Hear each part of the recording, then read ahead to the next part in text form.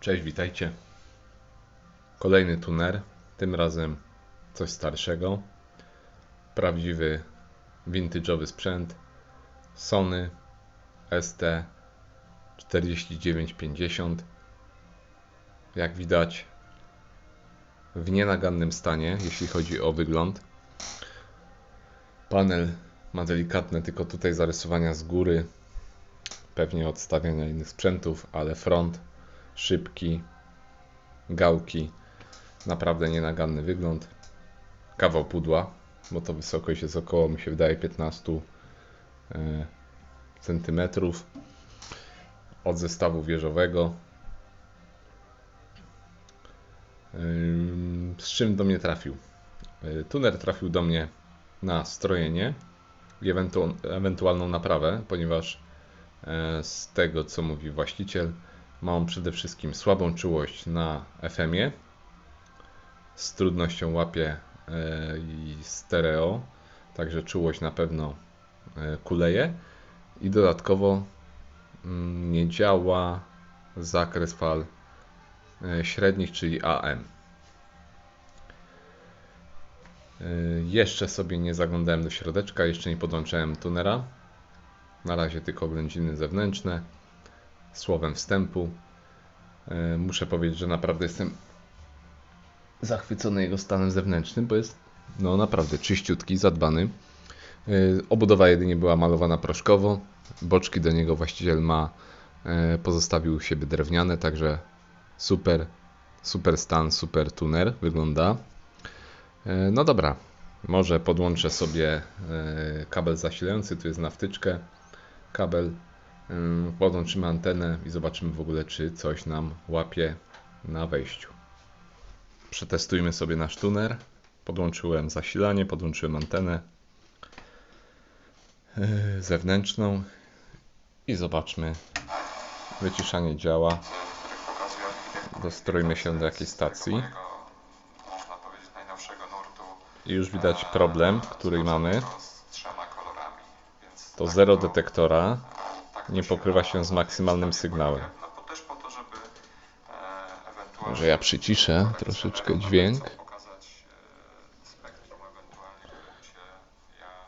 Zobaczcie, mamy sygnał maksymalny i w tym momencie, dostając się do zera detektora, spada nam sygnał. Także w zerze sygnał strasznie spada, przez to tracimy, może nie tracimy, ale widać, że jest rozstrojony tor. A zobaczmy automatyczną regulację częstotliwości. No dokładnie, dociąga nam 0 i odjeżdża nam siła sygnału. Coś podobnie jak w rozstrojonym torze Radmora.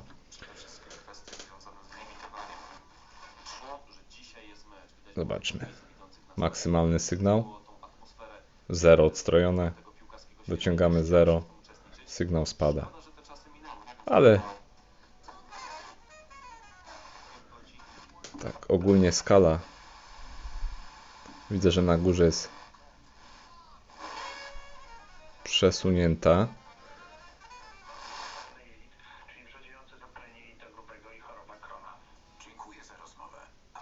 Bo tu powinienem mieć zetkę, a jest ona tutaj, więc jest delikatnie przesunięta skala. Zobaczmy sobie na dole.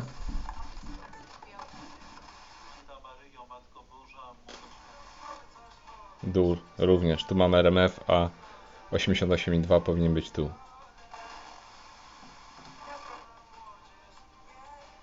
Także jak widać,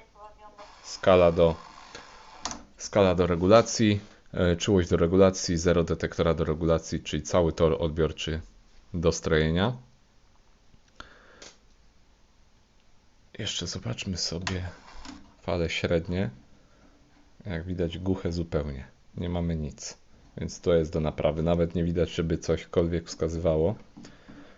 A cośkolwiek o tej porze powinno łapać nawet na antenie, która jest antena wbudowana tutaj w tuner, z tyłu tunera antena ferytowa. Coś powinniśmy odbierać.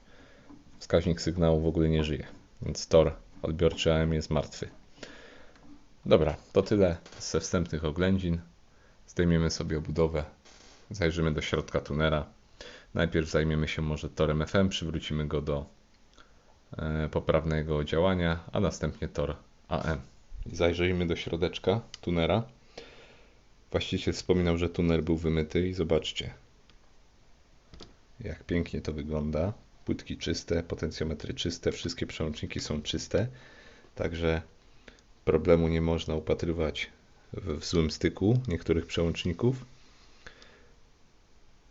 czy w uszkodzonych kondensatorach.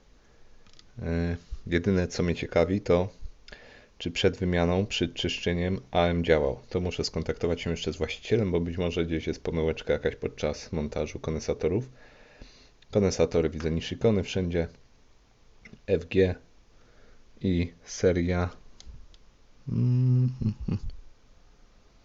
Te czarne nie wiem.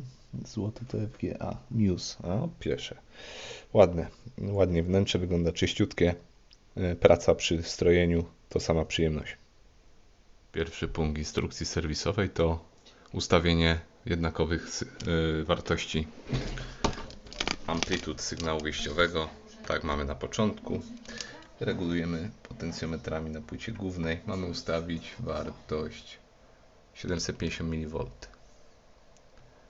I jedziemy sobie 750, 760, drugi kanał. OK. Ja jeszcze się pobawię poza kadrem, ustawię 750. Pierwszy punkt za nami. Punkt to odstrojenie tunera od stacji. Jak widać 0 się nie pokrywa i rdzeniem na to jest nazwane transformatorze należy tak wyregulować, aby mieć wskaźnik wyzerowany, co właśnie uczyniliśmy. Kolejny punkt to zestrojenie, a raczej kalibracja wskaźnika sygnału. Podajemy sygnał 60 dB z generatora i stroimy potencjometrem RT202, tak aby mieć 2 mm osiągnąć od liczby 5 na skali. No i mamy zgryz. Słuchajcie, w czasie strojenia coś mi nie grało. Zjeżdżałem na dół pasma na generatorze, szukałem na dole, a tu nie mam stacji. Co się okazało, pomylona jest linka skali. Zobaczcie, kręcę w lewo, linka idzie w prawo.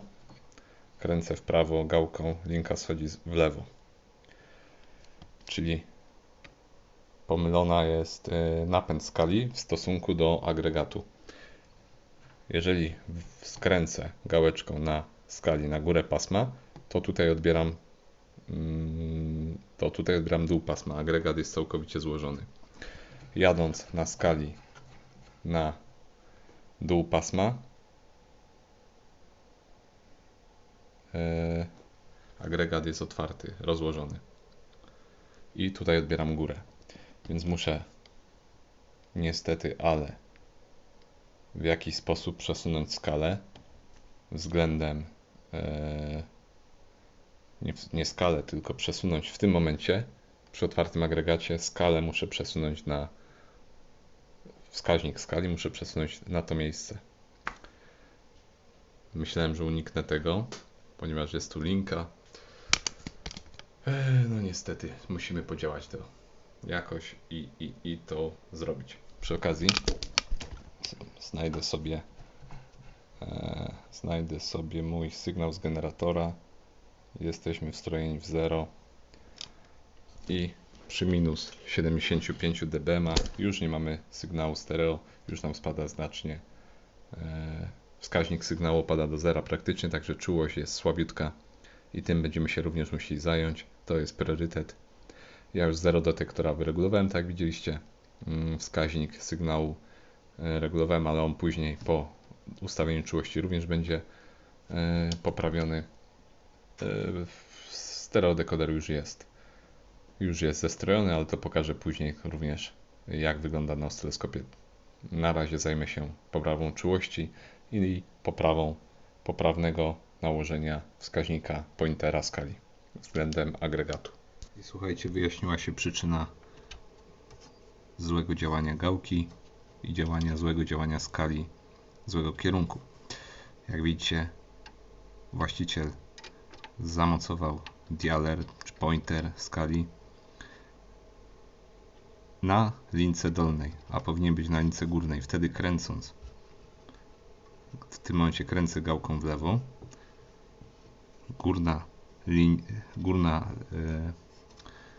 górna linka przesuwa się w lewo, a dolna automatycznie w prawo. I w tym momencie, jeżeli by był przymocowany do górnej linki pointer, on przesuwałby się w lewo. Więc trzeba to poprawić. Najgorsze w tym wszystkim jest to, że jest to zalane na moje oko żywicą epoksydową, klejem, coś w rodzaju epoksipolu. Ja muszę się skontaktować z właścicielem, co to za rodzaj kleju, żebyśmy dobrali najlepszą metodę i najmniej inwazyjną do uwolnienia tego pointera i przerzucenia go na linkę górną. Na razie temat pointera i linki skali zostawimy sobie. Zajmiemy się w tym momencie dostrojeniem, a co może inaczej, poprawą czułości. W tym celu należy regulować, to znaczy inaczej. Na regulację czułości składa się kilka elementów strojeniowych. Przede wszystkim transformator wyjściowy pośredniej częstotliwości, cewka obwodu wejściowego i te nieszczęsne stosowane w agregatach tego typu kondensatory w postaci podkładki mikowej, izolatora i masy układu, jaką stanowi obudowa agregatu. Tutaj mamy 3 takie kondensatory strojeniowe, inaczej trymery. Ja zaraz sobie spojrzę w schemat, który jest od czego, która sekcja od FM-u, która od AM-u, ale wydaje mi się, że te 3 sekcje będą od FM-u i musimy je wyregulować na maksymalną czułość. W tym momencie zobaczmy sobie przy sygnale minus 45 dBm. No, oczywiście muszę się znaleźć naszą stację. Mamy naszą stację, dostrojony jestem. Przy minus 45 dBm mamy sygnał maksymalny, ale już przy minus 75 sygnał nam spada. Zaraz powalczymy z czułością, zobaczymy, jakie efekty uzyskamy po strojeniu. I napęd skali jest zreperowany. Kręcąc w lewo gałką, skala przesuwa się w lewo, kręcąc w prawo. Także to już mamy zrobione. Rzut oka, jak to wyszło, może zaświecę światło. Podejdźmy sobie może z tej strony. Jak widzicie, pointer był na tej lince, a powinien być na tej lince. Była źle przewleczona linka, przełożyłem ją, musiałem rozplątać całą lineczkę, ale udało się oczywiście założyć bez problemu. Teraz pointer jest na odpowiedniej lince, tej bliżej skali. Niestety musiałem delikatnie ten poxipol bardzo delikatnie tutaj oczyścić, tak aby móc przesunąć pointer, pomimo iż ustawiłem, to nie dało się odpowiednio ustawić skali, czyli dołu pasma i góry zgrać ze sobą. Za daleko po prostu ten pointer był w stosunku do wysokich częstotliwości, w górę pasma przesunięty i musiałem go przesunąć w tą stronę. Nawet tutaj są stary znak po lakierze i on wrócił na ten swój stary znak. Ktoś wklejając kiedyś pointer po prostu źle go zamocował, a dodatkowo źle przewlókł linki. Teraz jest, jak widzicie, ok. Wracając jeszcze do od razu sobie załatwimy temat AM-u. Uszkodzony był tranzystor Q401, 2SC403. Przebity na testerze 2 diody wskazywał, także zbijał sygnał i dlatego nawet nie było szumu na AM-ie. Został on wymieniony. W tym momencie włączmy sobie włączmy sobie AM, tak na szybciutko. Ok. AM mamy. Już włączmy sobie.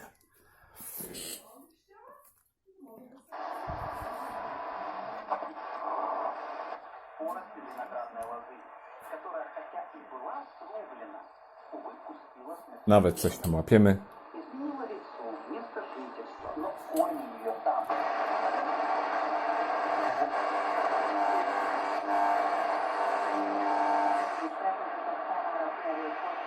Coś tam łapiemy.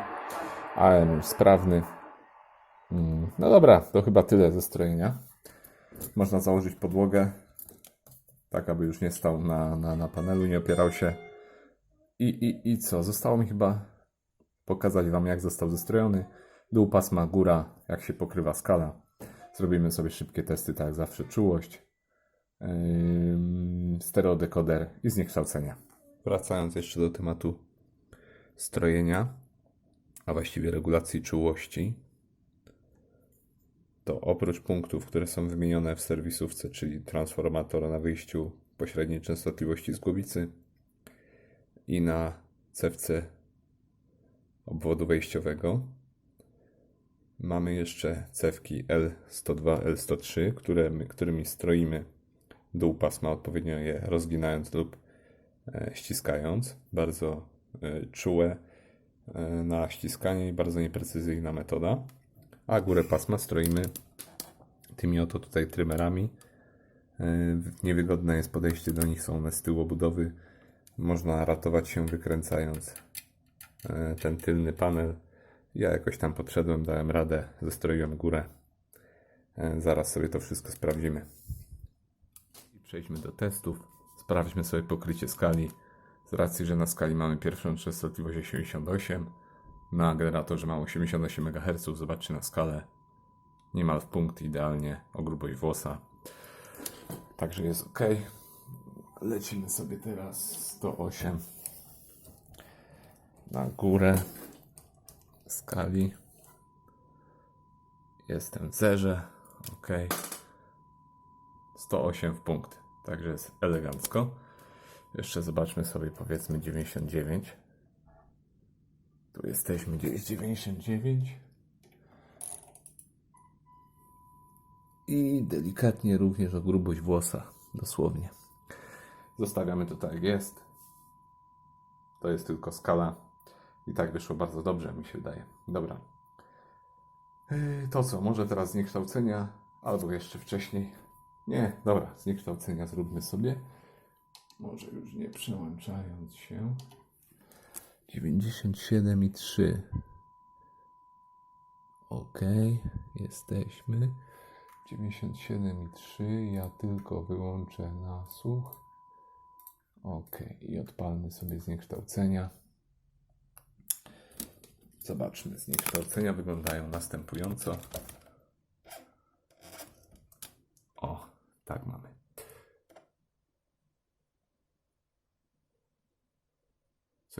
Aż tak dobrze to wyszło? Bardzo dobrze. No właściwie 300 SNR 64 decybele.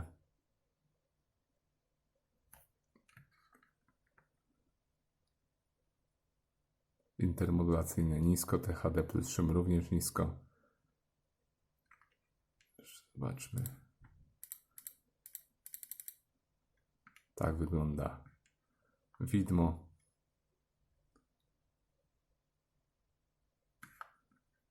Jeszcze jedną rzecz, może za nisko jest wejście liniowe. Ok, zobaczmy teraz.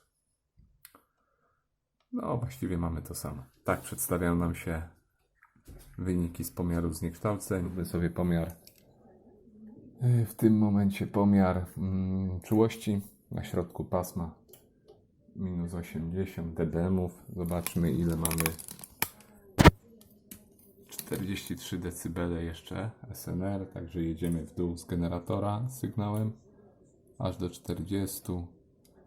No mamy 40, można uznać. 40 dB SNR, THD około 600, THD plus szum 1%. I to mamy dla minus 84 dBm, czyli nasza czułość czułość użytkowa stereo minus 84 dBm, 14,1 mikrowolta. A czułość mono lecimy aż do 26 dB SNR, jeszcze Jeszcze cyknąć. Mamy mniej więcej, no nie, no 25, tak? Dobra. Czyli czułość użytkowa mono minus 94 dBm. Minus 94 dBm to jest, no to jesteśmy tu, 447 mikrowolta. To może jak już jesteśmy przy pełnych pomiarach, zostało nam zrobić zestrojenie stereodekodera.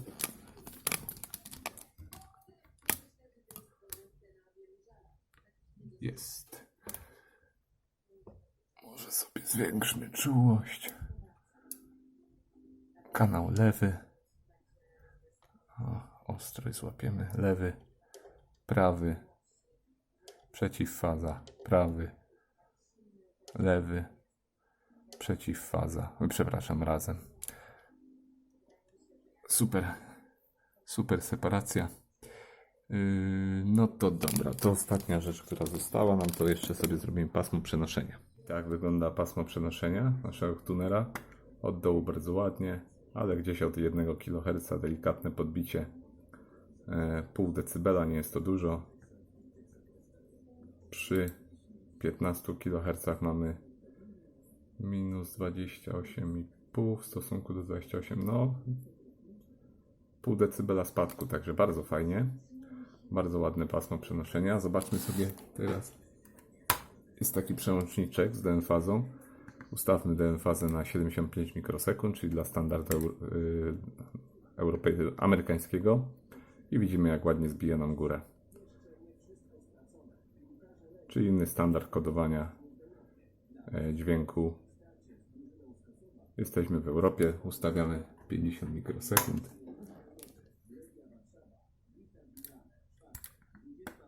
I mamy pełne pasmo. Zostało już tylko sprawdzić w praktyce, jak działa tuner. Dół skali. Wyciszanie działa. Jedźmy na wyciszaniu. Antena zewnętrzna podpięta.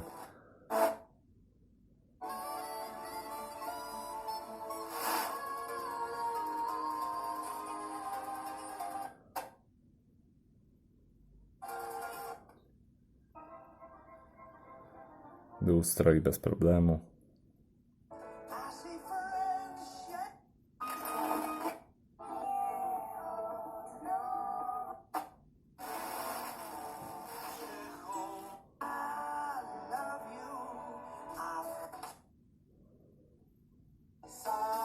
Sprawdźmy jeszcze, czy dociąga nam arch, jak widzicie.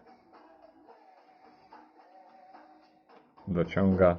Nie jest duże to działanie, ale jednak wystarczająco, żeby dociągnąć do zera. Dobra, zobaczmy coś w środeczku. A zobaczymy, czy złapiemy słowacką stację.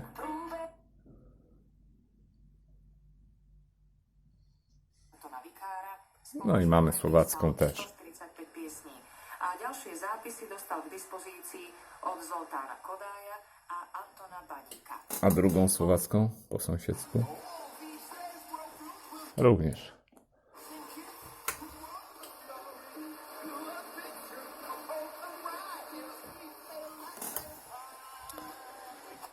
Zobaczmy coś na górze.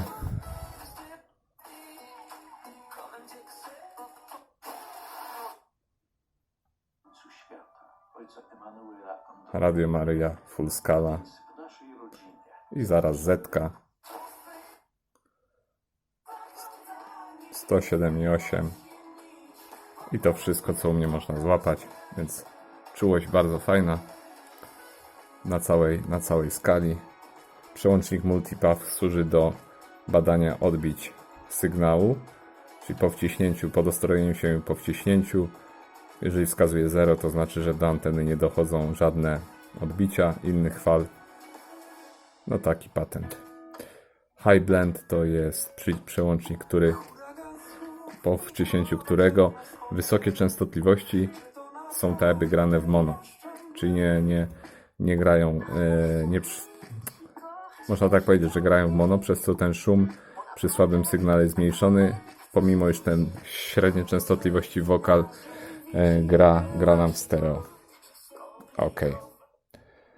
Jeszcze raz AM zobaczymy, czy coś na wewnętrznej antenie złapiemy.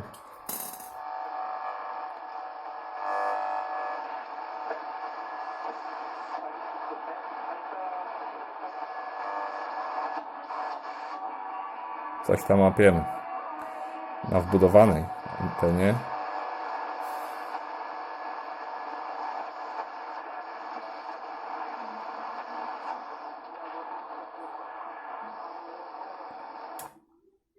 Ok.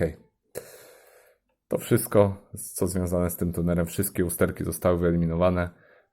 Przede wszystkim został zestrojony tor FM, wyregulowane 0, wyregulowana czułość, zestrojona stereodekoder również wymagał strojenia, naprawiona linka skali, działa w tym momencie tak jak to powinno być, czyli w odpowiednim kierunku i naprawiony tor odbiorczy AM-u. To wszystko do następnego filmu. Trzymajcie się. Cześć.